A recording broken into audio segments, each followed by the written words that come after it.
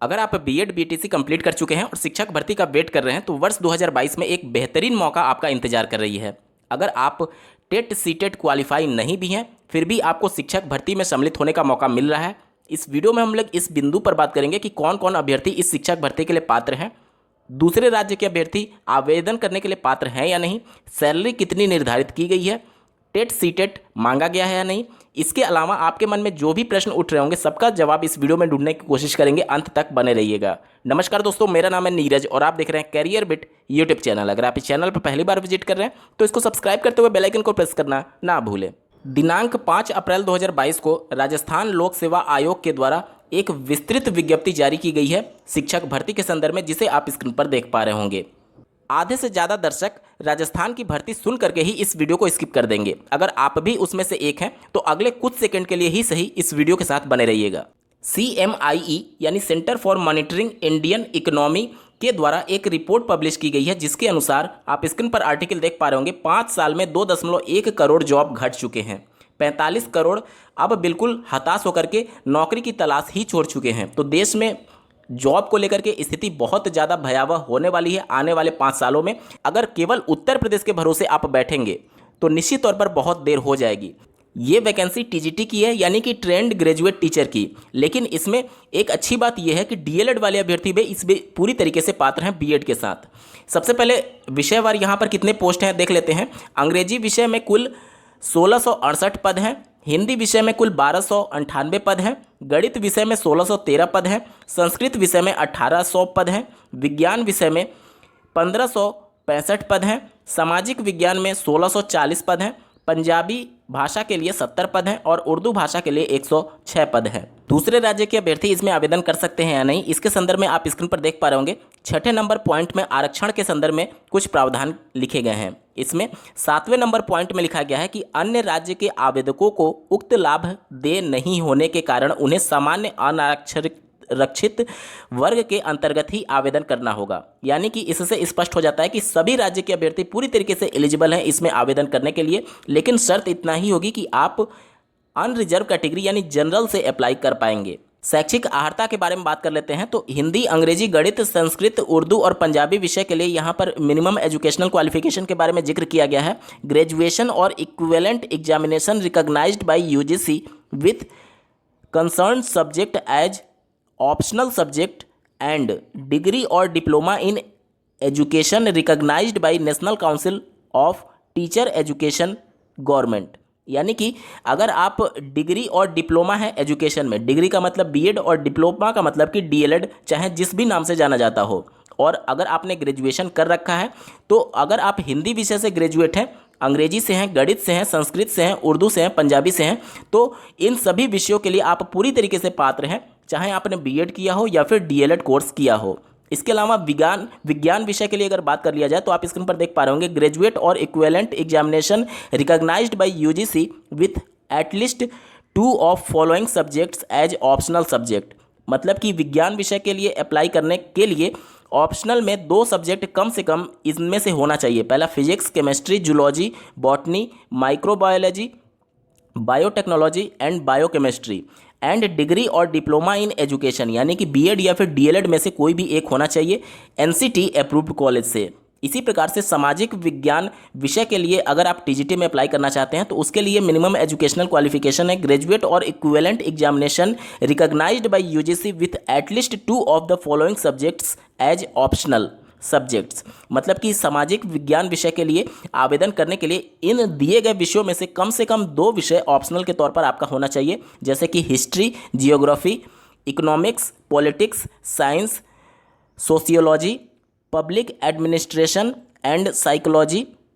ये सभी में से 2 विषय कम से कम होने चाहिए। इसके अलावा डिग्री और डिप्लोमा इन एजुकेशन यानी एनसीटी अप्रूव्ड कॉलेज से बीएड या फिर डीएलएड कोर्स आप पास होने चाहिए, तो आप आवेदन कर पाएंगे इन सभी विषयों के लिए। यहाँ पर मैं बता दूं कि अगर आप फाइनल ईयर में भी हैं तो भी आवेदन करने के लिए पात्र होंगे। यहाँ पर देख सकते हैं शैक्षिक अर्हता संबंधी प्रावधान के संदर्भ में लिखा गया है कि पद की अपेक्षित शैक्षिक अर्हता के अंतिम वर्ष में सम्मिलित हुआ हो या सम्मिलित होने वाला हो व्यक्ति भी आवेदन करने के लिए पात्र होगा, किंतु उसे आयोग द्वारा आयोजित प्रतियोगी परीक्षा से पूर्व शैक्षिक अर्हता अर्जित करने का सबूत देना होगा। बात कर लेते हैं सैलरी की। तो स्क्रीन पर आप देख पा रहे होंगे वेतन और रनिंग पे बैंड के बारे में जानकारी दिया गया है कि जो इनका ग्रेड पे होगा वो 4200 ग्रेड पे पर इनकी सैलरी बनेगी। उत्तर प्रदेश के परिषदीय प्राथमिक विद्यालयों में जो सहायक अध्यापक की सैलरी होती है उनका भी ग्रेड पे 4200 से स्टार्ट होता है और उनकी सैलरी लगभग 48 से 50 के बीच में बनती है। तो आप मान करके चलिए कि राजस्थान में जो ये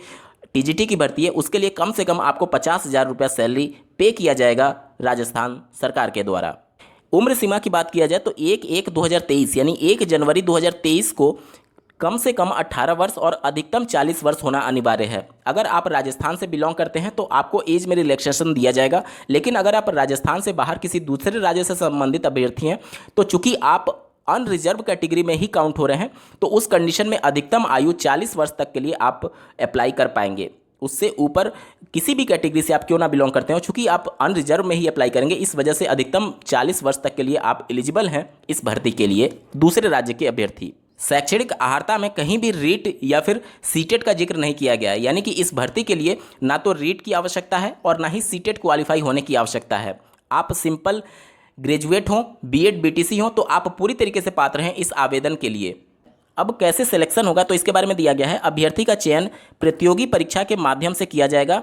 आवश्यकता पड़ने पर आयोग द्वारा उत्तर पत्रक उत्तर पुस्तिका के मूल्यांकन में स्केलिंग यानी कि नॉर्मलाइजेशन पद्धति को अपनाया जा सकता है।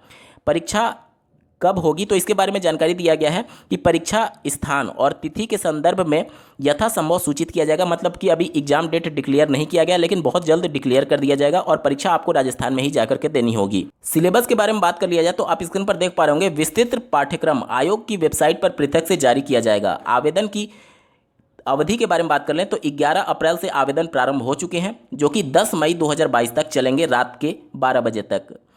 आवेदन की प्रक्रिया किस प्रकार से आवेदन करना है तो आप वेबसाइट नोट कर लीजिए rpsc.rajasthan.gov.in पर जाकर के आप आवेदन कर पाएंगे। मैं एक बार फिर से रिपीट कर देता हूँ www.rpsc.rajasthan.gov.in के माध्यम से आप आवेदन कर सकते हैं। अगर आवेदन करते समय कोई गड़बड़ी आपसे हो जाती है तो आप इसमें करेक्शन भी कर पाएंगे, लेकिन इसके लिए आपको अतिरिक्त 500 रुपये संशोधन के रूप में फीस के लिए देना होगा।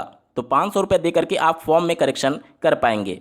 परीक्षा शुल्क के बारे में बात कर लेते हैं तो सामान्य यानी कि अनरिजर्व अभ्यर्थियों के लिए 350 रुपये फीस निर्धारित किया गया है। राजस्थान के non creamy layer OBC, SC, ST और ईडब्ल्यूएस के लिए 250 रुपये निर्धारित किया गया। ये सिर्फ राजस्थान के अभ्यर्थियों के लिए ही आरक्षण के तहत उसमें फीस में रिलैक्सेशन है। अगर आप दूसरे राज्य से अप्लाई करते हैं तो आपको 350 रुपये पे करना होगा। इसी प्रकार से निःशक्त जन के लिए 150 रुपये फीस निर्धारित किया गया है और टीएसपी क्षेत्र के अनुसूचित जाति और अनुसूचित जनजाति के लिए 150 रुपये फीस निर्धारित किया गया है। पेपर के पैटर्न की बात की जाए तो 2 पेपर आयोजित कराए जाएंगे। पेपर 1 जो कि 200 मार्क्स का होगा और पेपर 2 300 मार्क्स का होगा। यहाँ पर देख सकते हैं पेपर 1 के बारे में जानकारी दी गई है। The question paper will carry maximum 200 marks. Duration of question paper will be 2 hours, यानी पेपर 1 के लिए 2 घंटे का समय दिया जाएगा। The question paper will carry 100 question of multiple choice. सभी बहुविकल्पीय प्रश्न होंगे और सभी प्रश्न 2 अंक का होगा। इस 100 प्रश्नों को हल करने के लिए आपको 2 घंटे का समय दिया जाएगा। आगे देखिए, paper shall include following subjects.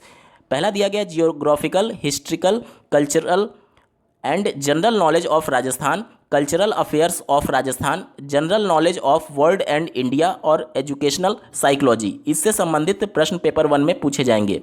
Negative marking shall be applicable in the evaluation of answer for every wrong answer 1/3 of the marks prescribed for that particular question shall be deducted. कहने का मतलब कि प्रत्येक जो बहुविकल्पीय प्रश्न है वो 2 अंक का है और 2 अंक का 1/3 अंक प्रत्येक गलत उत्तर पर निगेटिव मार्क के रूप में काट लिया जाएगा। आप आगे देख पा रहे होंगे, the minimum qualifying marks for each paper shall be 40%, यानी 40% आपको लाना अनिवार्य ही होगा, तभी आप क्वालिफाई कर पाएंगे। मेरिट तो बात की बात है, क्वालिफाई करने के लिए 40% अंक निर्धारित किए गए हैं पेपर 1 में, ठीक है। और अगर आप provided that the percentage fixed as above shall be relaxed by 5% for the candidate belonging to schedule caste and schedule tribe, यानी SC/ST से संबंधित अभ्यर्थी जो राजस्थान के होंगे उनको 5% क्वालिफाइंग मार्क्स में रिलैक्सेशन दिया जाएगा। ये तो हो गया पेपर 1 के बारे में। पेपर 2 के बारे में अगर बात कर ली जाए तो यहाँ पर आप देख सकते हैं the question paper will carry maximum 300 marks, 300 अंक का पेपर होगा। इसके लिए 2.5 घंटे का समय दिया जाएगा। 150 प्रश्न पूछे जाएंगे, यानी प्रत्येक प्रश्न बहुविकल्पी होगा जो कि 2 अंक का होगा। 150 प्रश्न पेपर 2 में पूछे जाएंगे, सभी बहुविकल्पी होंगे। 2.5 घंटे का आपको समय दिया जा रहा है। निगेटिव मार्किंग इसमें भी अप्लाई किया गया है। इसमें भी 1/3 प्रत्येक गलत उत्तर पर आपको निगेटिव मार्किंग होगा। इसके अलावा आप देख सकते हैं 40% इसमें भी क्वालिफाइंग मार्क्स रखा गया है और राजस्थान के SC/ST अभ्यर्थियों के लिए 5% रिलैक्सेशन रखा गया है। इसमें किस टॉपिक से प्रश्न पूछे जाएंगे तो आप देख सकते हैं knowledge of secondary and senior secondary standard about relevant subject matter, मतलब कि जिस भी TGT पोस्ट के लिए आप अप्लाई करेंगे उससे संबंधित सीनियर सेकेंडरी स्टैंडर्ड का, यानी कि इंटरमीडिएट स्तर का आपसे प्रश्न पूछा जाएगा। दूसरा आप देख सकते हैं knowledge of graduation standard about relevant subject matter, मतलब कि ग्रेजुएशन स्तर का उस संबंधित सब्जेक्ट से भी प्रश्न पूछे जाएंगे। और teaching method of relevant subject, यानी उस विषय से संबंधित टीचिंग मेथडोलॉजी से भी प्रश्न पूछे जाएंगे। तो ये पूरा विवरण हो गया इस वैकेंसी के बारे में। आप लोग जरूर अप्लाई करिएगा क्योंकि आपको एक बेहतर मौका मिल रहा है कि अगर आप DLED भी हैं तो भी आप TGT में अप्लाई कर सकते हैं। इस वीडियो को देखने के लिए आपका बहुत बहुत धन्यवाद। भगवान करे आपका दिन शुभ हो।